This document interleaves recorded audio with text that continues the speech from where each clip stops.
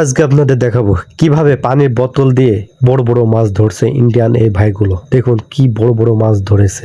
প্রথমে একটি পানি বোতল নিয়েছে, বোতল নিয়ে পিছের অংশ কাটছে, কাটার পরে দেখুন এই যে গরম করে দুই সাইডে দুইটা ফুটা করে তারপর রক দিয়ে প্রথমে বাঁধছে, ভালো করে দুই সাইডে বাঁধবে। রক দিয়ে বাঁধার পরে আবার দিবে, এই যে ভাড়া বলে না, আমরা যে ভাড়া বলি, যে মাছ ধরে বড়শিতে দেওয়া হয়, ওই ভাড়া দিবে যেন বোতলটা পানিতে ফেললে যেন ডুবে যায় বা খাড়া বোতলের মুখটা যেন নিচের দিকে যায়। তো এই যে দেখুন কত সুন্দরভাবে দুই দিয়ে করা, যেরকম ছোটকালে দাড়ি পাল্লা যেরকম খেলতাম না, ওরকম দাড়ির মতো করে আর কি বাঁধছে দুই সাইডে দুইটা। বাঁধার পরে পাউডার বা যাই হোক মাছ ধরা যে কোনো একটা আটা বা পাউডার যাই হোক কিছু দিছে, দেওয়ার পরে এই যে পানির মধ্যে ফেল দিল।